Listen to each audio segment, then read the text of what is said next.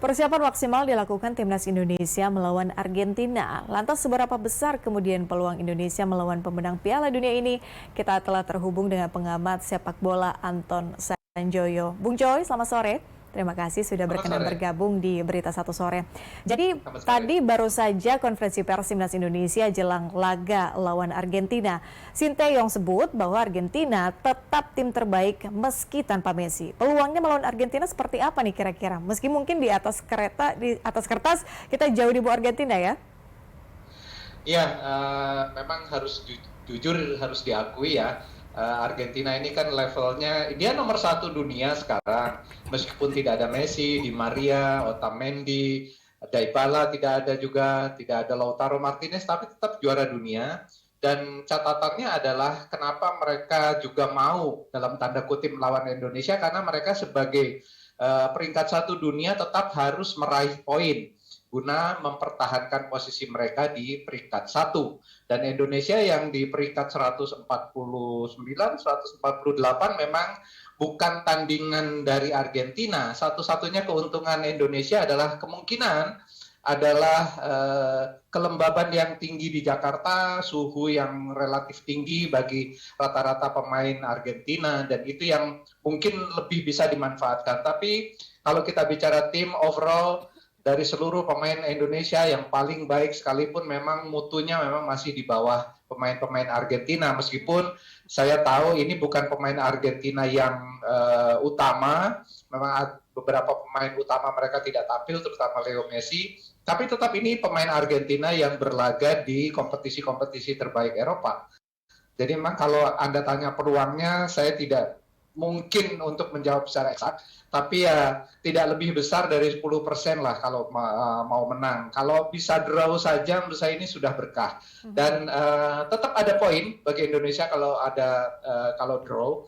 Kalau kalah Indonesia akan tidak punya poin, dan Argentina pun meraih poin FIFA-nya hanya sedikit ya dari pertarungan ini. Jadi bagi Argentina ini tetap pertandingan yang penting karena mereka memang tetap butuh poin untuk mempertahankan posisi nomor 1.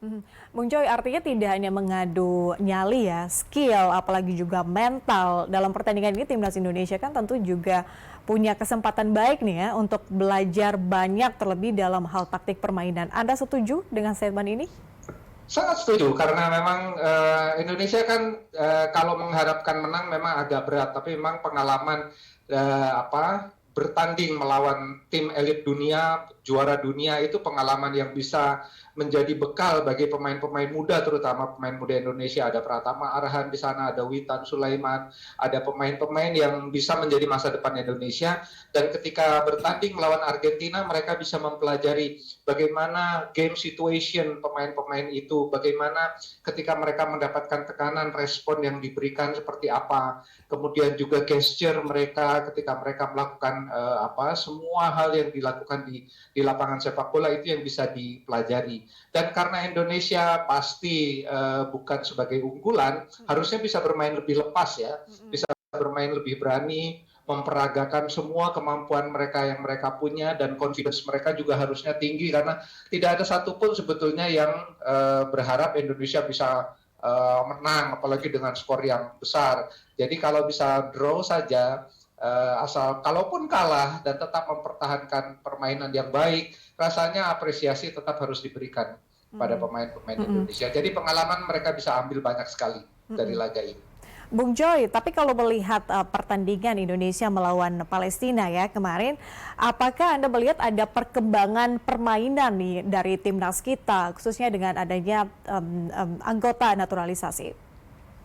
Justru saya lihat lawan Palestina kemarin Indonesia bermain, Palestina sendiri saya rasa bermain sangat buruk ya, dan Indonesia tidak meresponnya dengan cukup baik. Meskipun mendominasi permainan, tapi sekali lagi penyelesaian akhir tetap menjadi masalah, meskipun ada Marcelino Ferdinand, Rafael Struijk ada di sana, tidak berkembang sebagaimana seharusnya. Saya tahu bahwa Sintayong mencampur beberapa pemain yang ex-SEA Games kemarin, yaitu pemain under 22 dengan pemain senior. Tapi pemain-pemain yang dicampur pun sebetulnya sudah lama juga bergabung dengan timnas senior.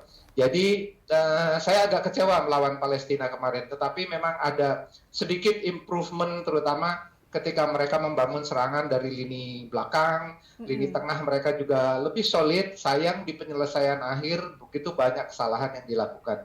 Jadi Mhm. harusnya melawan Argentina mereka bisa lebih improve, bisa memberikan ancaman-ancaman yang bisa membuat kalau yang kipernya Dibu Martinez, mungkin Dibu Martinez harus bekerja agak lebih keras daripada ketika menghadapi Australia. Dan ingat bahwa ini adalah pertandingan yang sangat ditunggu oleh begitu banyak publik Indonesia.